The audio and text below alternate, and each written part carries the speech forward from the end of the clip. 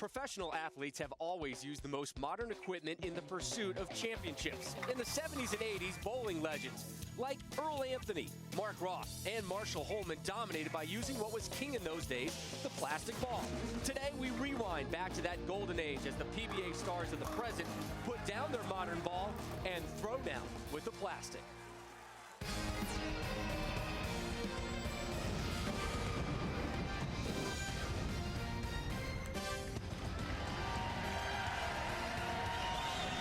Today, we are just outside the Rocky Mountain Range in Wheat Ridge, Colorado, for what has been the most unique bowling tournament in decades. We welcome you to the Geico Plastic Ball Championship. And glad you're with us today. I'm Rob Stone. Quoting that legendary film, The Graduate, I have one word for you: plastics. Yes, this week, every pro bowler left behind their hefty bowling bag filled with balls, and instead, they were handed a purple plastic ball. It is a throwback to the way this sport used to be played, and it has a lot of people talking. You know, the old-fashioned bowling controversy. Seems this Sunday's PBA event outside Denver has banned high-tech reactive resin balls, which Tour Vice President Tom Clark has compared to bowling's equivalent of steroids because they are easier to hook. But using old-school plastic balls doesn't sit well with Tour leader Wes Malott, who's skipping the event, saying, quote, "Nobody's asking Tiger Woods to use a wood driver or Roger Federer to use a wood racket." Yeah. Wilbon, you are a bowler. Says you should be able to have an old school idea, a tournament. One, I'd like it if there was a tennis tournament where you use wood rackets. Sure. I'd like it if there was a golf tournament where you used persimmon clubs. Why not have, it's only one. Here's what... And Randy Peterson joins us now. And yes, this format has created the intended buzz, but some of the best in the bowling biz are not here with us this week. What's your take? Well, I think that some of the players took this week off just because they needed some time off. Had nothing to do with the plastic ball event. But I agree with Michael Wilbon. I think it's a great concept. This week, the players were all on an even playing field in terms of equipment. Today, our four finalists have to rely solely on ability. No help from high-performance bowling balls today, my friend. Yeah, it's been fun to watch all week, and today should be a really entertaining show. As we take a look at our four finalists, semifinal number one has reigning Player of the Year Chris Barnes taking on Hall of Famer Pete Weber, both seeking their first title of the season. Yeah, in our semifinal number two, Michael Fagan looking for his first singles title. He did win a doubles event last season. And Jeff Carter also looking for his first ever career win. Carter was supposed to be home today taking his kids to a monster truck show, but they're parked on the couch with you. When we return, we put plastic to wood. Semi number one, Chris Barnes taking on the legendary Pete Weber. The Lumber Liquidators PBA Tour on ESPN is brought to you by H&R Block. Go to PBA.com and sign up to win tax services for 5 years and $5,000. H&R Block. You've got people. By Prescription Flomax. By Lumber Liquidators. Hardwood flooring for less. And by Geico. 15 minutes could save 15% on your car insurance. Visit geico.com.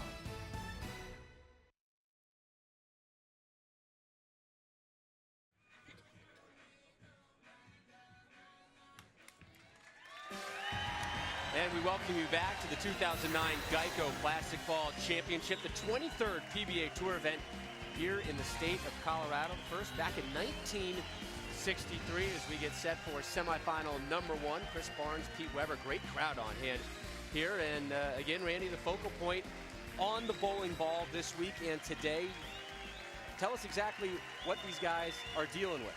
Well, all the talk is on the outside part of the ball, which is plastic, but let's not forget the inside part of the ball, or the core. That's the engine. This is the core of the balls that the players use this week. It's a pancake-shaped weight block. Look how tiny that is. Look at this massive core of the modern reactive resin balls that the players use on a weekly basis. Keep in mind, the core is the engine. So the combination of the core and the cover stock is what creates roll, hook, and power. So comparing these two bowling balls, Rob, in terms of strength, would be kind of like comparing a Yugo to a Ferrari. Why do you have to disparage the Yugo? I mean, it's a fine automobile. Okay. Yes. There's a look at round of 8 and how it whittled itself down to our four finalists. And we begin with Barnes-Weber, and we will begin with that man, Chris Barnes, 11th year on the tour, 10 Lumber Liquidator PBA Tour titles, 2 of them majors. A win today, and he'll have 1 title for 8 straight seasons.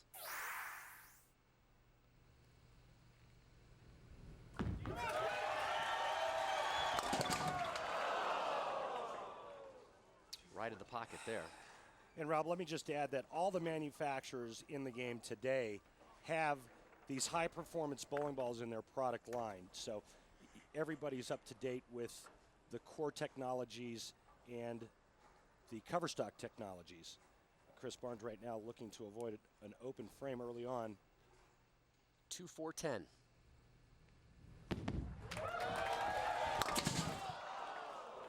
And Rob, the nice part about this week was the players didn't have to switch to a spare ball. Yeah, the spare ball is your strike ball. So Barnes takes a seat.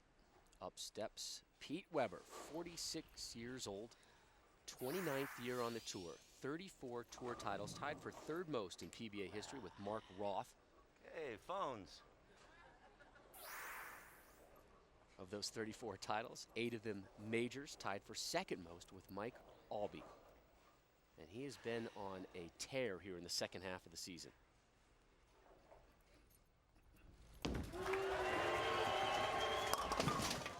Whoa, right through the nose. All righty then. Just keep it even.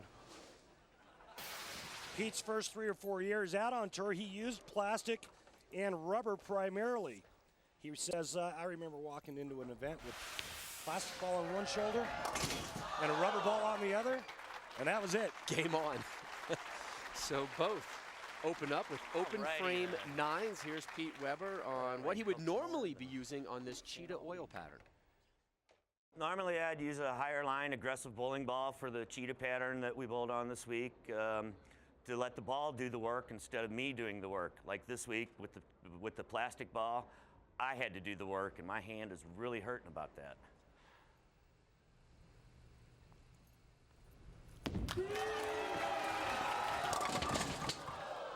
Struggles continue. We asked Pete Alrighty then. about bowling with these balls this week, and he said, you know, everything's slower. And that was kind of the buzz phrase with all of our 4 finalists. Everything was so much slower. That, and he said, really digging my fingers deeper into the holes. Rob, with the new high-performance bowling balls, they have built-in hook. The guys don't have to work as hard to create that motion. With the plastic balls, Chris Barnes said it, Pete Weber said it, these guys were just trying to get a handful with each and every shot. And ironically, all 4 players on the telecast today are all power players.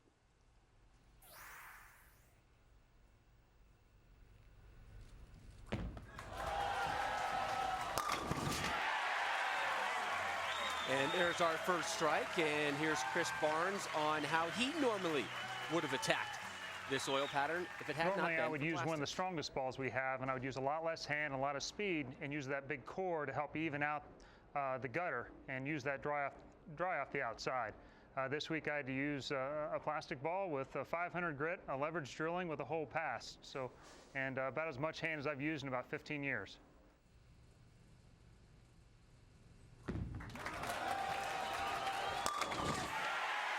Back-to-back jacks for Barnes after that open frame in the first. Rob, I remember when I was a kid and I got my first Columbia Yellow Dot, my first plastic bowling ball, and I never put any surface on it. It was too pretty the way it was, and it hooked enough the way it was.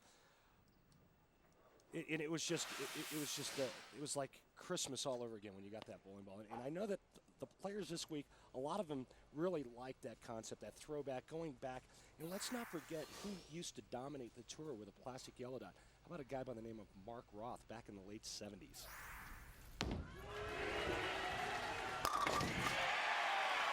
First strike for Weber, so maybe he's figured this one out after starting with an open frame in the first and then a spare in the second. And remember, we do have CATS data, the computer-aided tracking system provided by Kegel. Stick them in there and throw it.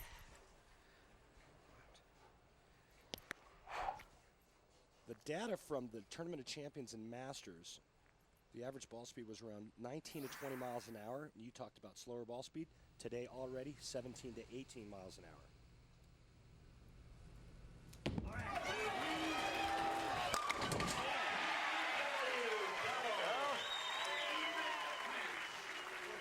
Really slapped that one out of there, huh?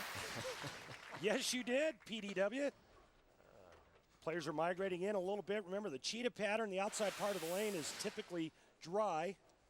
A lot of practice prior to the start of the telecast. The harder hitting ones. Players burned up that outside part. Now they're migrating towards the middle part of the lane just a bit more to try to find a little bit more oil. Barnes looking for 3 in a row here in the 4th.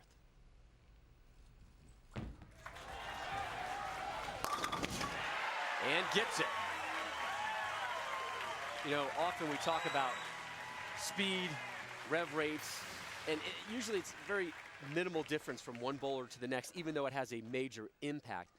But this week, it's visually right in front of you. You can tell everything is slower, just a little bit longer for those pins to get struck. Yeah, not only the ball speed, but the motion of the bowling ball as it enters the pins. You can see just how subtle that change of direction is down the lane. That's the plastic versus reactive resin of today.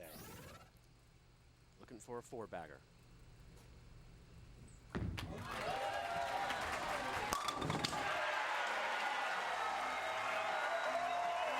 Hambone! Oh, Rob. Some good hambone signs out here this week. Yeah, and this is a great shot by Chris Barnes. And you talk about plastic bowling balls. Think about this. The equipment that the players are using is normally what a beginning bowler would go to a pro shop and buy. They would buy that entry level or that plastic bowling ball.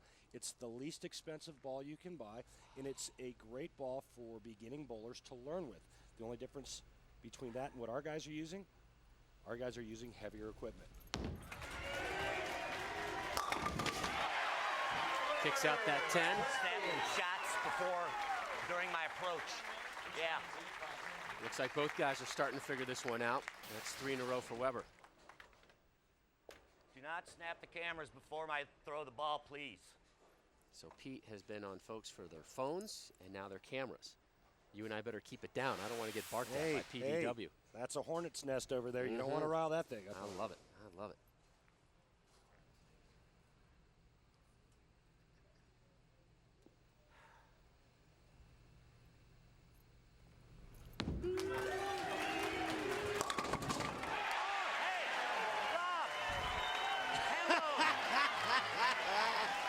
Right back at you, PD Dub. I got you, brother. I got you. How can you not like this man? Impossible.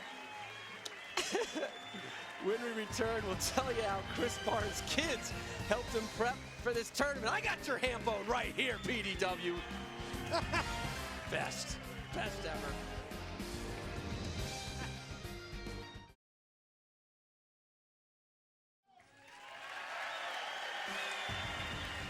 Welcome back to ESPN's continuing live coverage of the Geico Plastic Ball Championship through 5.5 frames. We are even, and we take a look at our Lumber Liquidators. Know the wood, the oil pattern a little altered this week, Randy. Well, it's the same pattern in terms of shape, with the outside part of the lane being drier than the center. The difference, though, this week, it's still the same distance, but it's half the volume. The cheetah oil pattern, 36 feet. 0-300 games this week. Pete Weber, though, did bowl a 299 at one point, and Weber on the bench right now after having bowled a emphatic ham bone. Ditto for Chris Barnes. So now Barnes opens up his 6th frame, looking for 5 in a row.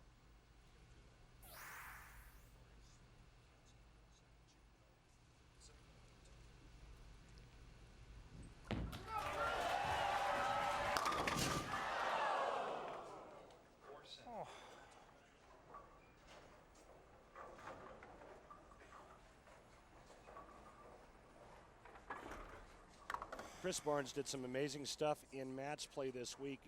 The first 3 games in each match, Chris Barnes averaged 273. That's right, 273 with a plastic ball. 797 at Brad Angelo the first three, 828 against Couch, and 837 against Mike Devaney. Plastic ball. And he liked that in the fact that he was bowling the first match today. Continue kind of that quick start, good momentum.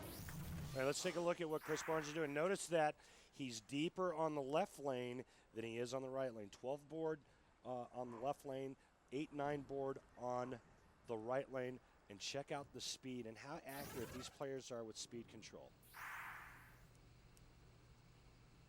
We asked Chris yesterday, what is the key for you? Instead of location, location, location, speed, speed, speed.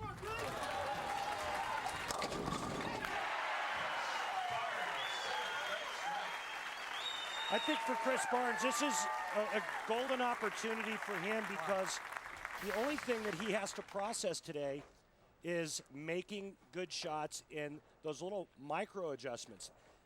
Today with this equipment, it's not 3, 4, 5, 6 board moves. It's a half a board. It's maybe one board with the feet, one board with the target. A lot less guesswork involved when using a plastic ball.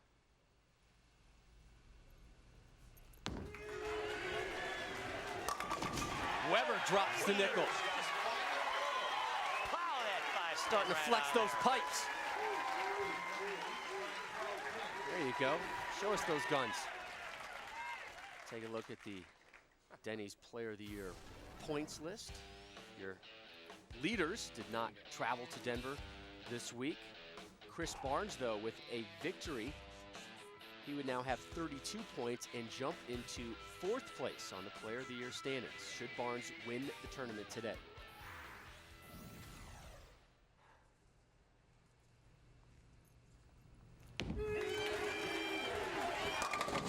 Make it 6! You're probably wondering why Pete Weber's pin carry is so strong using a 15-pound plastic ball. It's because of his rotation. He's got more rotation than any of the other players. More side roll. Keeps the pins low, mixes them up, and that's why Pete Weber's bowling ball hits so much better than most everybody else's this week. Again, every bowler this week rolling with a purple plastic ball. It is the same ball. The only choice the bowlers had was, what weight do you want? Do you want a 15-pounder or do you want a 16-pounder? I believe it was 300 bowling balls the PBA brought in. A lot of these balls are going to go on the PBA.com's auction site after this tournament.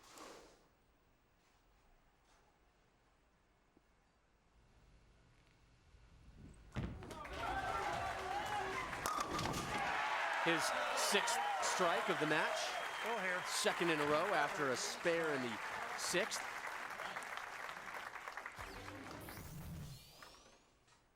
Take a look at the tournament averages this week here in Wheat Ridge. How about what Chris Barnes averaged in match play? How about almost 250? 249.69. Staggering numbers on any oil pattern. You're using plastic that's strong.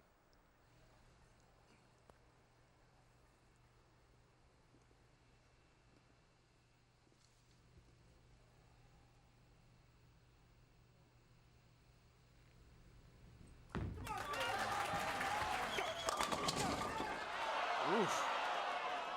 Barnes took a lot of time setting up for that effort in the foundation frame.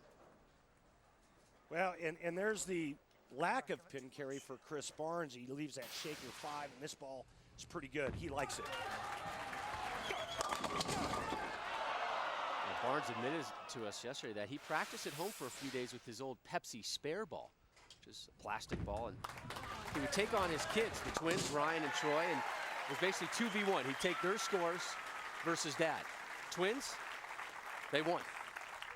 Because Barnesy, as he told us, I couldn't throw doubles. I wasn't having a whole lot of fun. You're getting beat up by Ryan and Troy, but when Ryan and Troy were watching the live scoring through the week, they're like, all right, Dad, we'll cut you a little bit slack. It's a little tougher than we give the old man credit for. Weber with a 13-pin lead. Here's his effort in the 9th. He's on a tear. Stand back. Yeah, and right there, Pete Weber just took a 23-pin lead and can close this one. He can close this one out right here in the 10th frame. You can see Pete Weber with that extra loft. That's because of how hard he's trying to grab it and hit it at the bottom of the swing to create more power, more hitting power.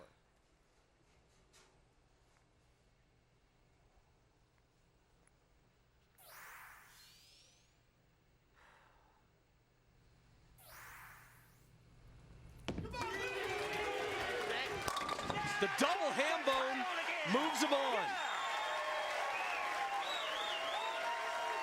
Oh, impressive. Yeah, Pete needed any kind of mark here in the 10th frame to move on to the title match, and, well, that's pretty much perfect. And this from a guy who started off with an open frame 9th in the first and then went spare. Since then, nothing but strikes. 9 in a row.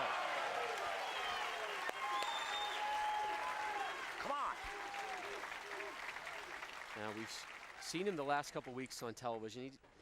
He's got the confidence back, but maybe under the lights, he didn't quite see it. During the week, he was comfortable. He liked where he was.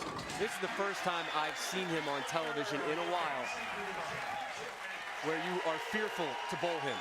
Yeah, he's pointing to the back as he is back. Yeah, it looks like the PDW of old. We'll see if he can maintain that momentum in the title match.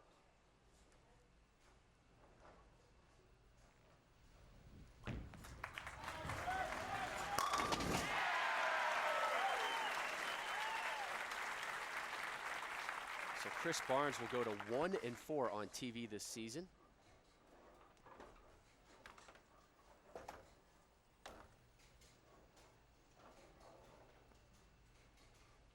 Last year's Player of the Year had some TV issues last season, and I hesitated to bring it up to him again this year. And yesterday, he said, I enjoy bowling on TV. That's why I'm out here, is to bowl on Sundays. And there's not much I would have really changed, on my Sunday appearances. Well, in any format, a one-game match is tough, and there is no margin for mistakes in a one-game match. 269, 226. Weber moves on. When we return, a plastic-induced flashback to '93, and Randy takes us through the bowling ball timeline. Looking forward to that one.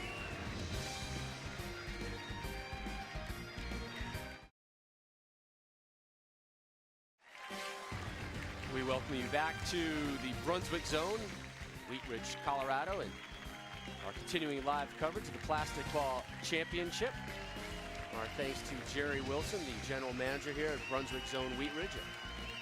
A great week of activities. And how about that breakfast earlier today, Randy? It was wonderful. And, we use plastic utensils for that. Nice. Stay with the theme. I like it. We flash back to 1993, the last time someone won on the tour with a plastic ball. That man, Walter Ray Williams Jr., did it at the Homestead Classic. A lot of people forget that Walter Ray, when he first came out on tour, actually hooked the ball quite a bit. Look at him make that plastic ball sing. 248, 215 over Joe Firpo.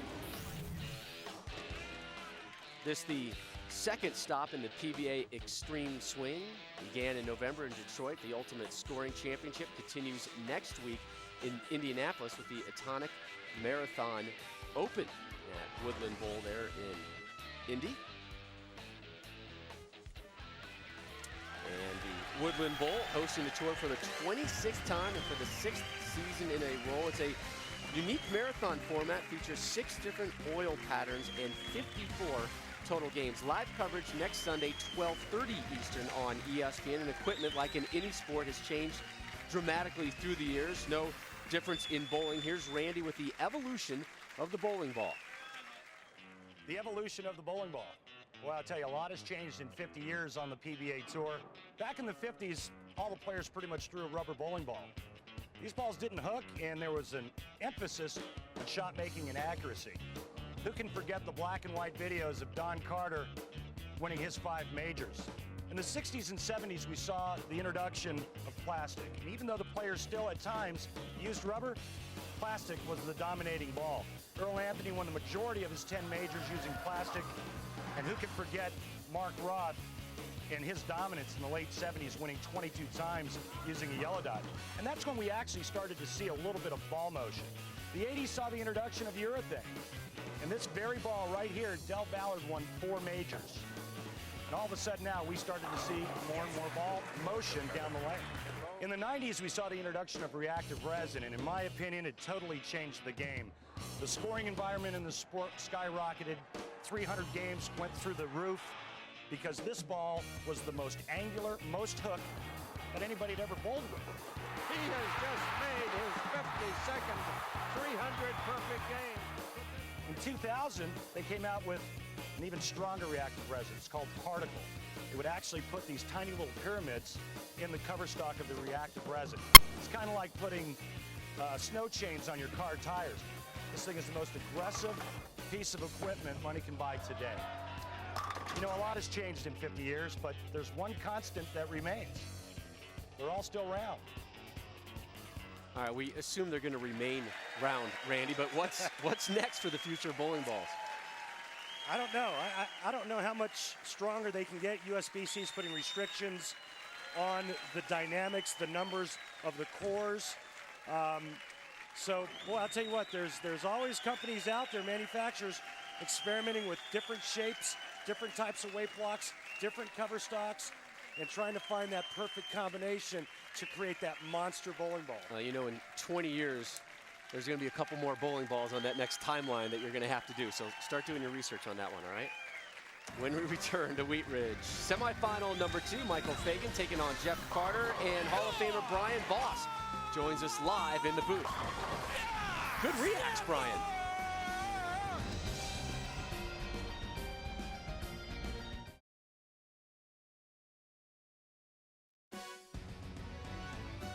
The Lumber Liquidators PBA Tour on ESPN is brought to you by the United States Bowling Congress, ensuring the integrity and protecting the future of the sport of bowling. Bowl with us. By Go RVing. Visit GoRVing.com for a free video. What will you discover? By CLR. CLR. All kinds of dirty, one kind of clean. And by Geico. 15 minutes could save 15% on your car insurance. Visit geico.com. One semifinal down, one more to go. The Geico Plastic Ball Championship rolls on from Wheat Ridge, Colorado. Rob Stone, Randy Peterson here with you. Pete Weber has moved on to the final, courtesy of a 269-226 win. We are joined live now by the man who was voted number 13 on the top 50 all-time greatest bowler list, Brian Voss, who also competed this week, finished 7th, just missed the TV show. What was your initial impression when you heard there was going to be a plastic ball championship? Well, I commended that. You know, I grew up using plastic ball.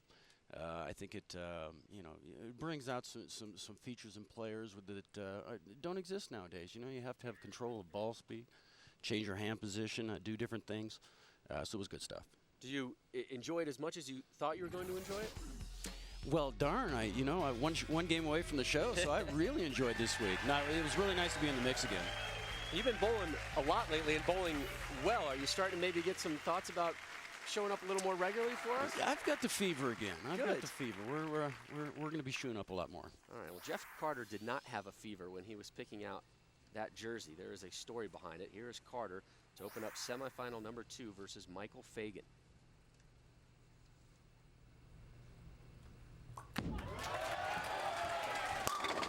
Carter starts with the strike, the native of Springfield, Illinois. 9th year on the tour, 0 Lumber Liquidator PBA Tour titles. And again, no stranger to power when it comes to Jeff Carter. So we go from that shocking red Van Halen-esque jersey to the outfit of one Michael Fagan. The Argyle. Yes. He's nice. got the matching socks, too. It's a nice touch. From Patchogue, New York on Strong Island, Michael Fagan, his 7th year on the tour. Boy, gets them all to drop. You see that huge swing on Fagan and then just the slow, soft release, and yeah, he's had to do some adjustments with the plastic ball this week.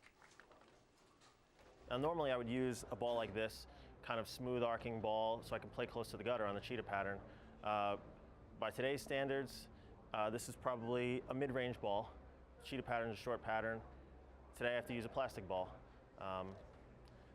It's going to make things a little bit more interesting. Also, I don't have to think as much. I don't have to worry about which ball I have to throw. So it's set up there right for me. I just have to worry about what I'm doing. Leaves the 10. And Brian, what was kind of the word in the clubhouse, if you will, on how the rest of the bowlers this week enjoyed this tournament? Yeah, you know, a lot of players liked it, you know, for a couple of reasons. You know, ball choice. You just take 1 or 2 balls out there, and you got to make it work. You got to do your own thing. Walking from lane to lane, you didn't have to play hopscotch, just jumping over everybody's balls. So it was good stuff. I think overall the players really enjoyed this. How many times did you pick up the wrong bowling ball this week? Well, I have a way of being able to recognize my bowling ball. I put different colored tape in each one so I would know that they were mine. And keep in mind that each player that qualified for this event had the choice of drilling up to 3 plastic bowling balls. Once they made it to match play, they could drill 1 more. And none of the balls were used prior to Tuesday.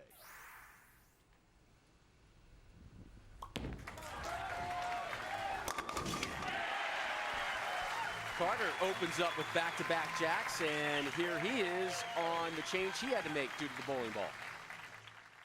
Normally we're using bowling balls that are much more dynamic than what we use this week. I mean, the cores are so much stronger, the cover stocks are 100 times stronger than what the polyesters, you know, allowed us to do this week. Normally I would be much more left to right with the bowling balls that, you know, we normally use on cheetah. This week, much straighter, had to use a little bit more surface to be able to get the ball to start up a little bit sooner, and just trying to control it going through the pins a little bit more this week.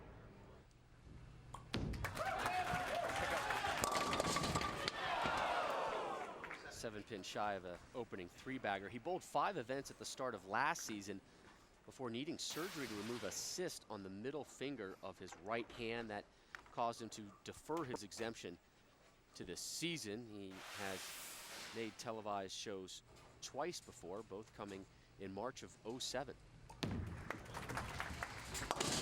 He is clean through 3. And Brian, you were eliminated by that man, Michael Fagan. What impressions do you have of him as a bowler?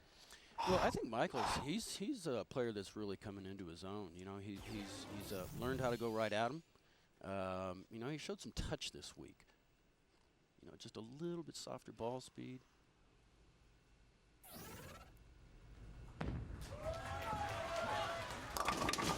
Fagan, a young man, just 28 years of age, 3-time All-American collegiately at St. John's University in Jamaica, New York. Yeah. And right now he's staring at a 210 split, and that's kind of the look of the old cheetah, where you get it out in that dry zone there, and you get one of those reactive balls come ripping back, but not so much with the plastic this week, huh, Brian? Yeah. You know, all these players, you know, they all got great rhythm with their feet. They all got great hand action. They all got good touch. Open frame 3rd for Fagan as you see the scrawl of the other finishers this week. There's Ryan Schaefer from Horseheads, New York, finishing 11th. Tommy Jones, 13th.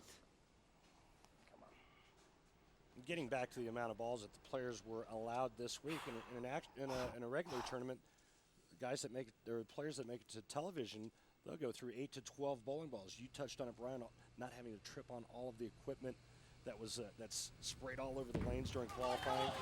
Yeah. So in that aspect, I mean, again, it took a lot of the guesswork out of this week, and you're absolutely spot on where everybody's got the same ball. There's only so many different ways you can drill that plastic ball with a pancake-shaped weight block. Yeah. And it all boiled down to touch, accuracy, and skill. You know, qualities of greatness should be accuracy and accurate power. And all of those were required this week to bowl well.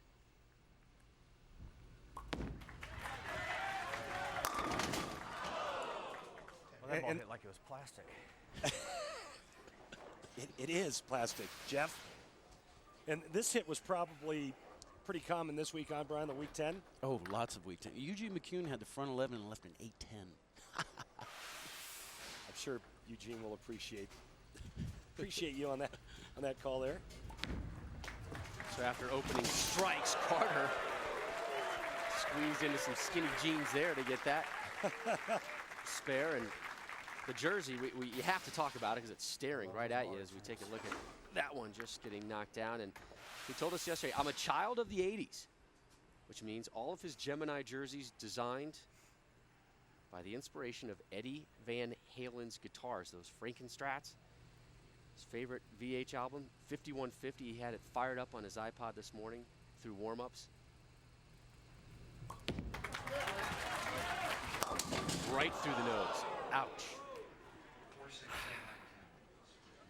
Boy, and that shot there looked like he got ahead of it just a bit, turned it early, and got it going up the lane a bit, and pays the ultimate price, leaving the Greek church. He's going to have to do some serious praying to get these down. Well, this is makeable.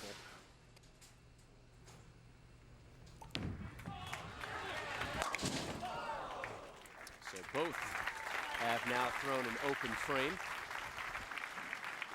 I think the one great twist or different aspect of this season is the new jerseys and the guys that can actually customize their jerseys. It shows their personality. I had no idea Jeff Carter was that colorful. I know he's a great guy. He's a great friend of mine. I had no idea it was that colorful. You didn't know the Van Halen reference in And there. I didn't know that either. He's fired up, a little Unchained. He's probably going to play in the commercial break. Here's Fagan in the 5th. Woo! Brian, surprised that one made it back? No, you know what? Those first two boards, they're hooking. They're hooking. If guys can, get a little courage and get that ball out there, it's going to make it back. Boy, this is an everyday occurrence with reactive resin, with plastic. A little scary. Well, obviously you got to have good hand to get it back the way that, Michael has that. But one other thing, when you're forced to lower your ball speed, you don't get as many lucky strikes. You don't have these pins flying around. You don't break up splits. And I think that's good. Lazy messengers.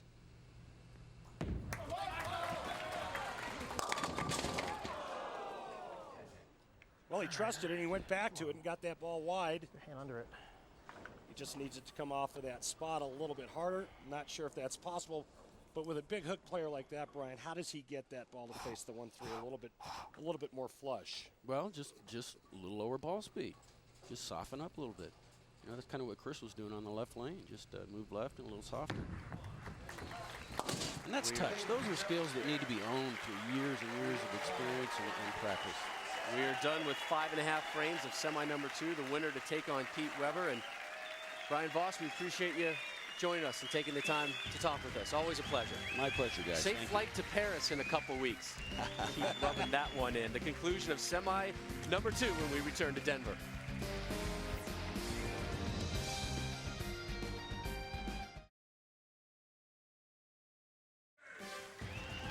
We welcome you back to the Brunswick Zone here in Wheat Ridge, Colorado for our continuing coverage of the Geico Plastic Ball Championship. We are halfway through semifinal number 2, the winner to take on Pete Weber. Jeff Carter versus Michael Fagan. The man on your left, Woody Paige, Denver Post columnist and regular contributor on ESPN, particularly on Around the Horn. He had a little bowling shout out at the end of Friday's show, and Woody is going to join us live in the next segment. He brought his mom Billy to the show. What a good son. Fire up the RV, Randall. You got it. All right, let's go. Where are we going? Let's head back east to Indianapolis. Got to go back to Indy. The Atonic Marathon Open, Woodland Bowl, the host. Live coverage on ESPN. Remember this one, folks, is 12:30 Eastern next Sunday, and it will be a ham-boneless show. After that, we head to Columbus, Ohio. The Don Johnson Buckeye State Eliminator back at 1 Eastern, Sunday, March 8th. And we continue with our coverage of semifinal number 2. Jeff Carter from Springfield, Illinois. His kids, Caitlin and Trey, are supposed to be at a monster truck show today with Dad. Instead, they are watching.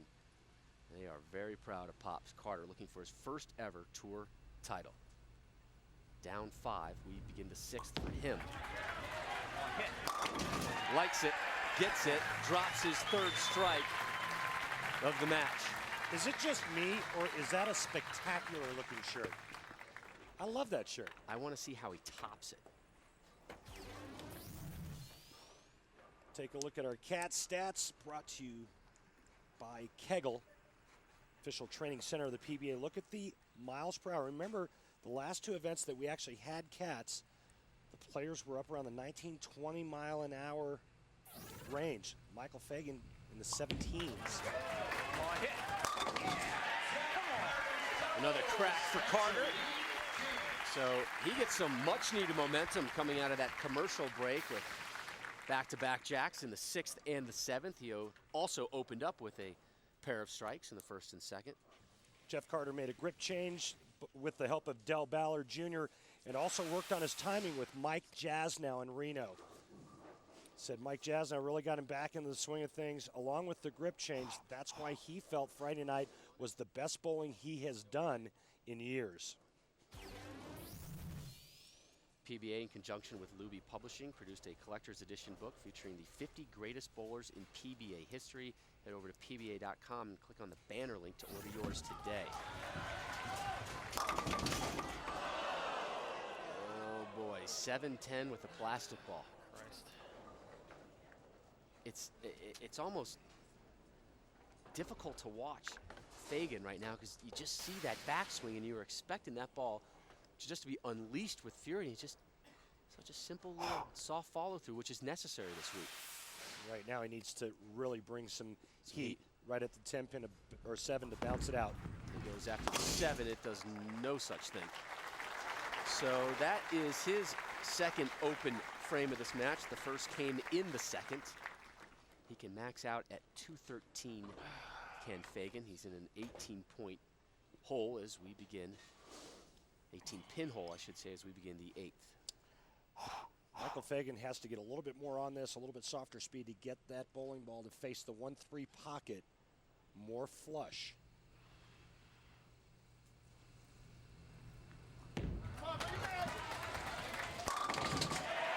Boy, and you could really see it out of his hand that time, Rob. A little bit of loft, slower speed, a lot of hand. That ball checked up a little bit sooner and went high flush, knocking all 10 in the pit. He was 2nd 2 weeks ago in LA, the Dick Weber Open in Fountain Valley. That great run up the ladder. And then ran into the assassin, Norm Duke. Boy, was he on that day. Here's Jeff Carter looking for 3 in a row.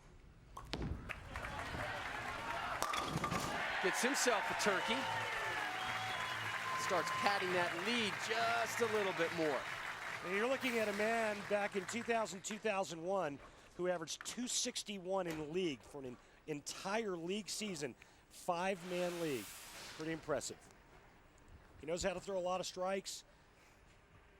Right now, looking to get one step closer to capturing his first ever title. He was telling us, looked at this event on the schedule at the beginning of the season, didn't really understand it, and honestly said, didn't think I had much of a chance this week. Come on, Messenger. Oh, just missed. That was close, and that would have been a huge hit in the 9th frame, setting up the 10th. Right now, Jeff Carter, with a spare here, can strike out to shoot 220.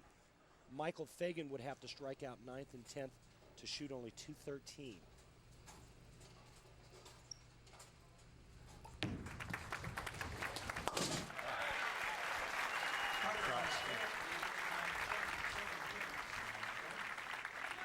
Carter takes a seat, telling us yesterday that guys he watched growing up, Del Ballard Jr., my partner Randy Peterson, and the guy he may face in the title game, Pete Weber.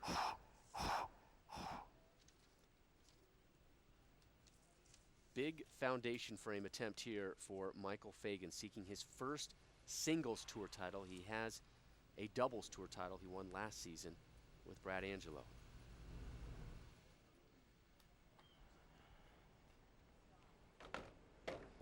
Start over. Rather, Danny Wiseman was his partner in that one. Stay focused. He knows the importance of this one.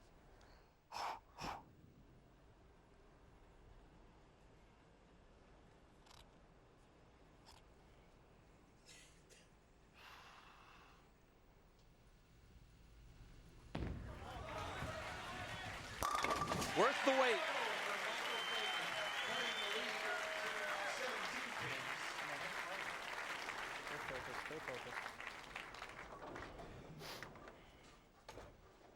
thanks to Joe Richardson, Geico agent, here to take in the Geico Plastic Ball Championship.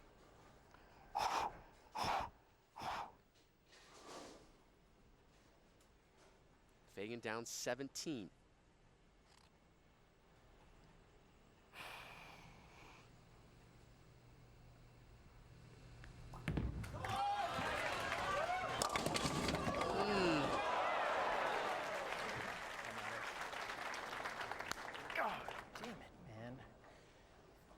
Carter's going to move on, Rob, and Michael Fagan's frustrated and upset because he knew to have any chance, he needed to throw a double in the 10th frame, and just a little bit too quick with that shot there. He did cover the 2-pin with a strike here on his fill shot. I shoot 192. Jeff Carter, all he has to do is keep it on the lane. He will advance to take on his great friend, Pete Weber. That was an angry throw from Fagan right there as he takes a seat with a 191. This will be his 4th top 10 finish of the season for Fagan. For Jeff Carter, this is easily his best finish of the season. Prior to today, it was a 20th place finish, and that was at the Dick Weber Open 2 weeks ago.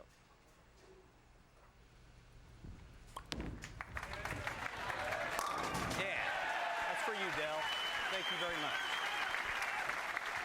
much. Winner, chicken dinner. You know, a lot is on the line today for Jeff Carter. Not only his first title, but this guy is borderline on the point list. 35th right now coming into today's telecast. So there's money, exemption, berth into the Tournament of Champions. A lot on the line for Jeff Carter. That when it's rolling good, it's rolling good. Thanks, buddy. Thanks. You know how many phone calls I'm going to get asking me where they can get one of Jeff Carter's shirts? Thanks for the courtesy, Pete. I can help out. Pete Weber walking right in and right on top of Jeff Carter. Oh, that's great. He knocks him down anyways. Take that, PD Dub. It's going to be a fun final, folks. Jeff Carter versus the legend, Pete Weber. Well, Carter's really handled himself very well. Wins it 220 to 191. You know, PTI wasn't the only show talking bowling this week. So was Around the Horn's Woody Paige. Paige will join us live next.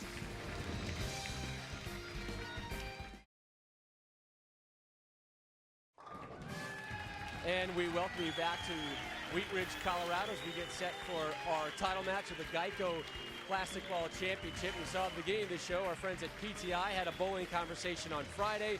This man, Woody Paige, did the same thing at the end of Around the Horn on Friday. Now, this is not your first live pro bowling event. The first time and the only time, 1975. Way to date yourself. If you had said, is this your first rodeo, that might have been true. But yes, I'm back from the days of Salvino, Billy Whaleu.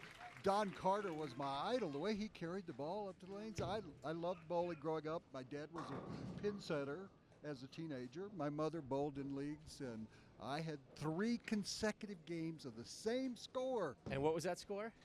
113. And you got to patch for that, folks. So you haven't been at a live event since 1975. What impressions did you have that have changed? I thought then that the guys were honestly out of shape, smoking cigarettes during the tournament. I think these guys, you have more college-educated bowlers that are out here. We just saw one. I think the guys are developing more of a personality. Back then, a black shirt was considered outrageous on the bowling alley. So I think and Tom Clark and I were talking about it. I think there are ways that the PBA could increase its exposure, and this is one way of doing it. What are your thoughts? You're doing a great job. Of course I'm doing it, Woody. Yeah, you're rock solid. I feel like I'm staring at you naked without the little chalkboard right here, and I'm sorry I didn't think about that until about an hour ago. We should have brought one for us. Well, Jeff Carter said he was going to bring one, so.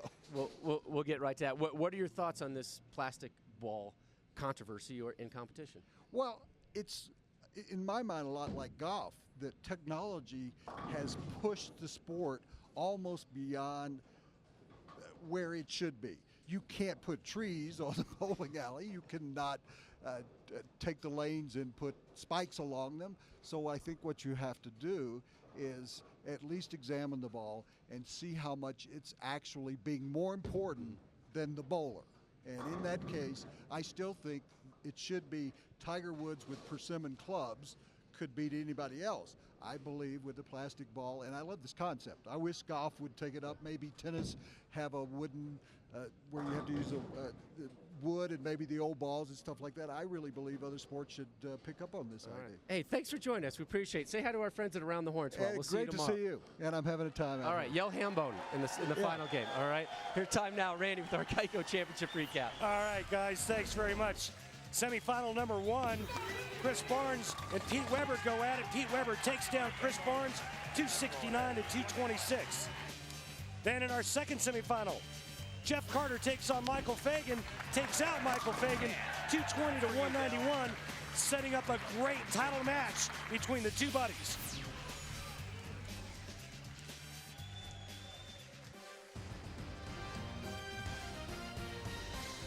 We'll be back with our title match coming back. Don't go anywhere, folks. Great title match with two friends.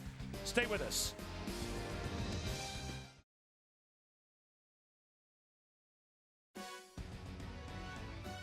The Lumber Liquidators PBA Tour on ESPN is brought to you by Etonic, the official footwear of the PBA. By Denny's, where America's favorite breakfast is now available to go. Real breakfast 24/7. By Go RVing. Visit GoRVing.com for a free video. What will you discover? Go RVing. And by Lumber Liquidators. Hardwood flooring for less.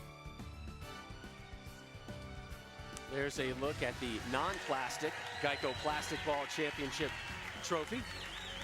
And we are set for our title match. Longtime friends Pete Weber and Jeff Carter to duel. Weber looking for tour title 35. Jeff Carter looking for tour title number 1. We talked with Jeff yesterday. He said my ultimate meal would be with the late Dick Weber. You know, I was fortunate enough to become friends with him. Unique relationship. Gave me a lot of good-natured grief.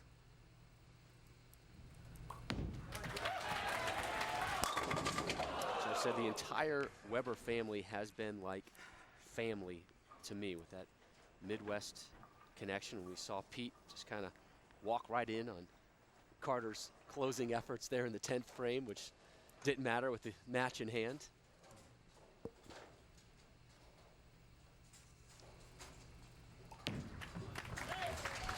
Carter takes care of the 10 for an opening spare, and over the first 6 events of the second half of this PBA season, the players competed in a separate point list, which was sponsored by H&R Block. Patrick Allen finished as the leader, and because of that, he will receive 5 years of tax preparation from H&R Block and a $5,000 Emerald prepaid MasterCard.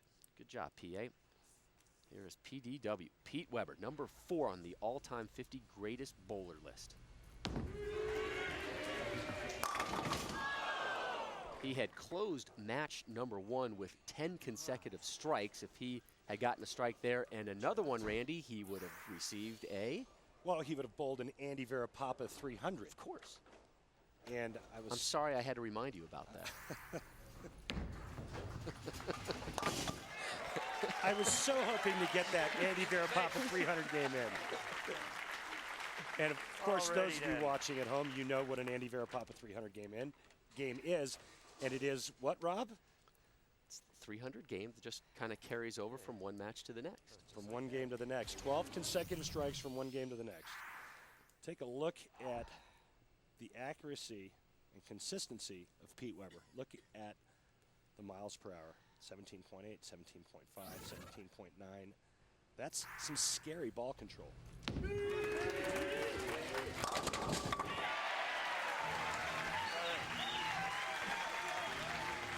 Well, all the momentum is in Pete Weber's corner. He's one of the most prolific champions of all time. He knows how to win. He hasn't been here in a while, but but he has nothing to lose.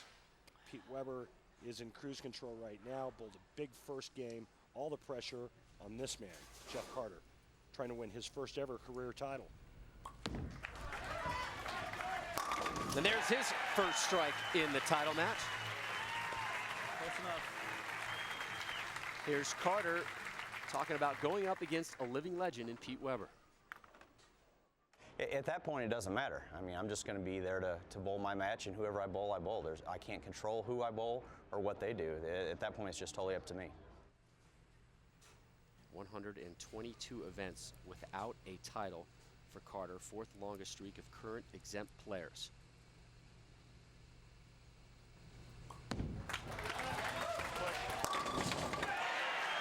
Hey, you know what? When you trip fours against Pete Weber for a double, all of a sudden your mind starts to say, hey, maybe today is my day.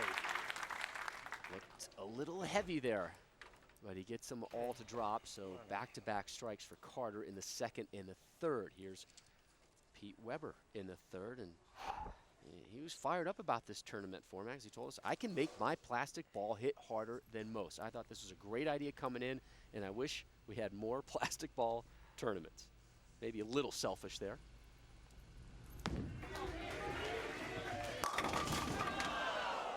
That's not going to roll hard enough. No, it's not. You know, is anybody hurt? Pete really started turning it around a couple of weeks ago, as you know, Rob. He said working with his brother Rich got him back on track. He started the ball a little bit higher. Watch Pete's next setup. He's going to start that ball a little bit higher in the setup. And what this does, remember the Pete Weber of old, when he used to have a backswing that was almost vertical. Well, now his backswing is much shorter. Pete has to delay the ball into the swing just a little bit more than he used to. Here's the matchup here. 119 TV finals for Pete Weber, 3 for Jeff Carter. These two actually squared off at the 64th U.S. Open in March of '07 with Weber winning. He eventually won that title.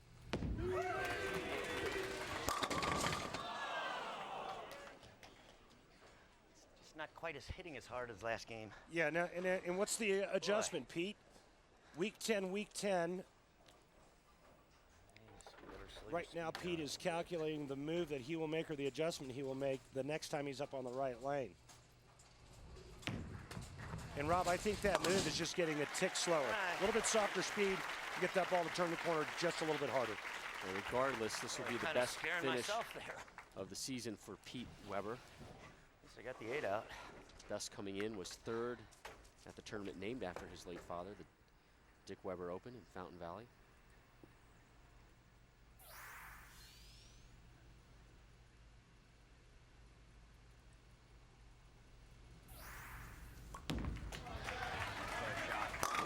Three in a row for Carter, and you saw that graphic about his injury, and he was telling us, you know, the biggest problem after surgery and rehab is he really didn't have the desire to bowl. He was enjoying family time, he was enjoying coaching and working the clinics. And he told us, you know, probably wasn't back mentally until the World Championship, the opening event in Wichita, when I finally said to myself, whoa, I'm here, I'm out, let's start doing this. And now he's on the verge of his first ever tour title.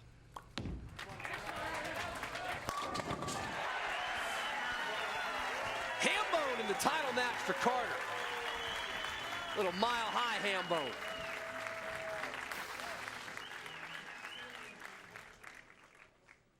Jeff Carter says that he's using his legs more, trying to stay up the back of the ball, getting it rolling.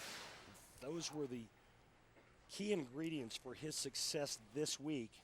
And right now, he's got his buddy Pete Weber down 31, fifth frame, right lane.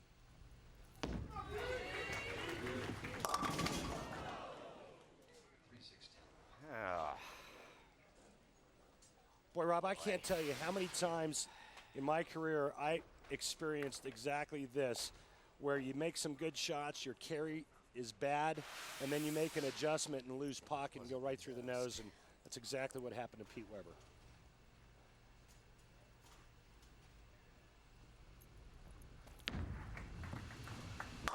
Oh, boy. All righty then. The door opening just got a little bit larger for Mr. Carter. There's a tunnel there now. A chunnel, if you will. Okay. Come on. What he said. Yeah. So 3 spares, 1 strike, 1 open frame for Weber in the title match. He had a 269 in the semi.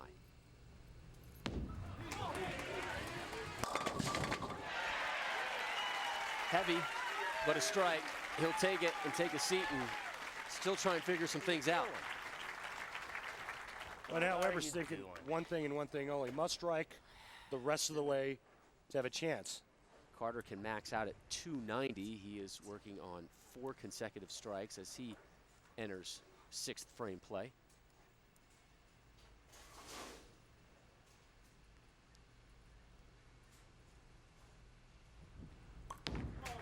Come on, hit. Well, Yahtzee action for Carter. Jeff Carter getting closer and closer to his ultimate goal. Winning a Lumber Liquidator PBA Tour title. Again, 122 events without a victory. Brian Leclerc, the dubious honor of sitting on top of that list, 388 events without a title.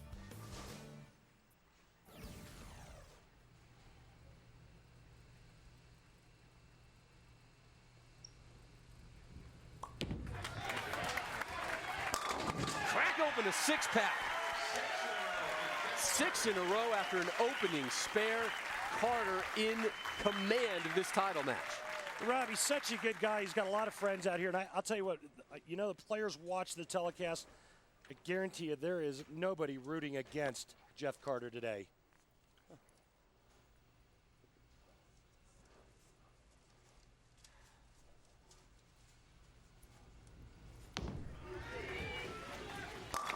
Strike number 3. Yeah, there we go. I got a double finally. And there's a 2-bagger for Weber.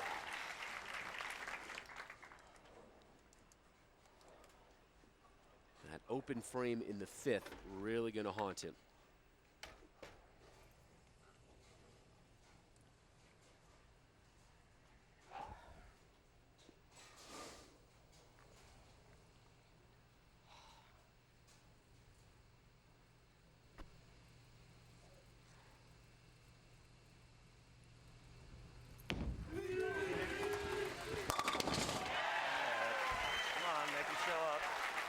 So he takes a turkey to the seat. And Carter steps up, seeking 7 in a row. 7-1. Pete Weber can strike out for 234 still. Jeff Carter is in the 240s now, but he still has the 8th, 9th, and 10th frame to fill. Can Jeff Carter keep it together mentally, fill the 8th, 9th, and 10th frame with marks, and win?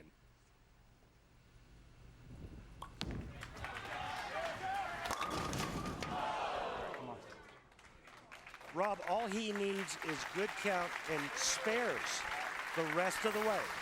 Avoid a tragic mistake, and he's fine. Avoid a big, nasty open frame like he had in his match against Michael Fagan when he left the Greek church in the 5th frame. Stay away from that. Keep the ball in the 1-3. Make your spares. Collect your winner's check and trophy. All right, it's better. Well, that trophy, that check, that exemption is all nice. They told us yesterday, you know what that first title represents to me?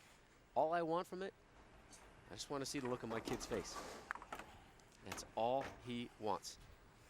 Get home and see Caitlin and Trey, who are back home in Springfield, Illinois, watching Dad, who's doing him proud right now. We begin the foundation frame 9th.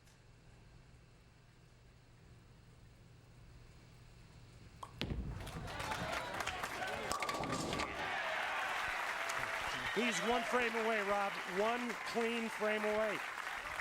Actually, the best Pete Weber can shoot is 234. He needs 8 pins would give him 235. If he went 8 open, he would shoot 235. By my math. I like your math. Kicked it.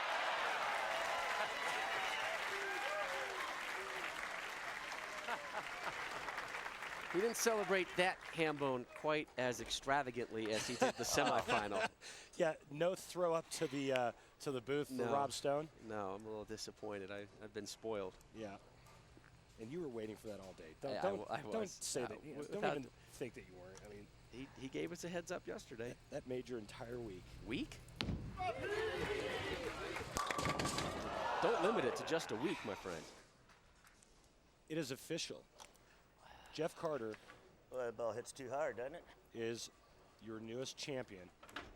And he knows Liquidators PBA Tour. He knows it. He's done the math as well. Wow, what a great moment for a really good man. He really is. He's a great guy. I've known Jeff for a number of years, and he's just got so much integrity and character. He's a great, great man. And coming back from that injury. Again, he had a cyst. Middle finger of his bowling hand, had it removed. It's a brief surgery, went through rehab, but kind of lost the desire to bowl again. And he found it. He's bowled well lately, and he gets his first tour title today. Oh, look at the smile cracking out there. Finish strong, Jeff. Finish strong.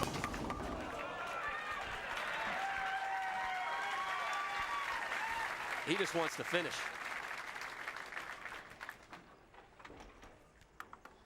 Matt, I don't want to hear about it when I get home either.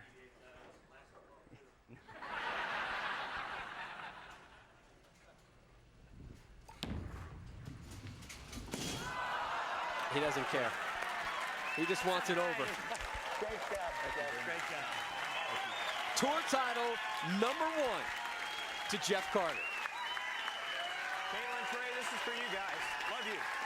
This is the best. 122 events without a tour title.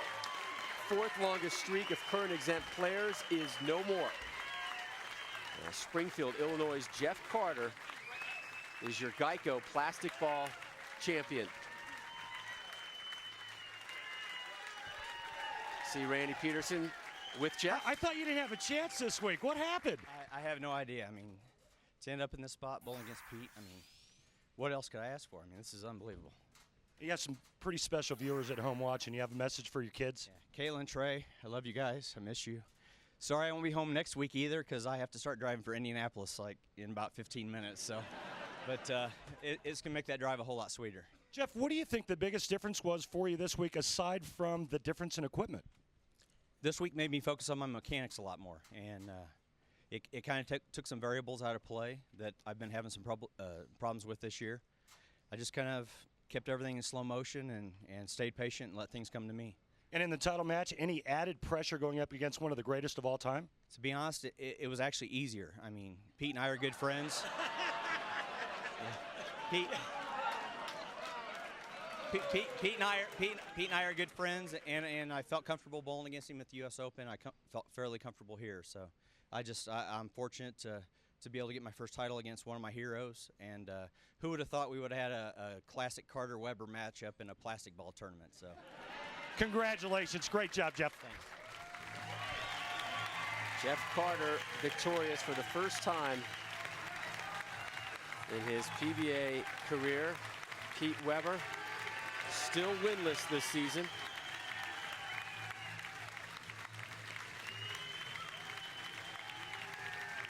Jeff Carter, as he mentioned, will be packing his bags in his car and beginning the drive to Indianapolis, Indiana, where they will begin sessions for next week's Atonic Marathon Open in Woodland Bowl. And Randy, there was so much talk about this format. Good thing, bad thing now that it's over. I thought it was a great thing.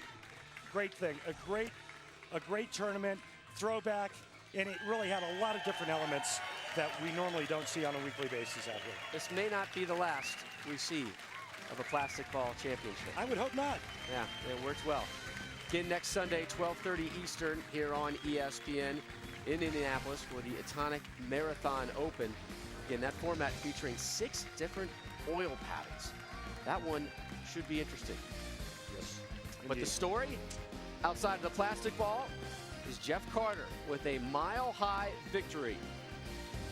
After 122 events, he wins his first tour title. For Randy Peterson and our entire crew, I'm Rob Stone. World Series of Poker coming up next. Jeff Carter is your winner in Denver.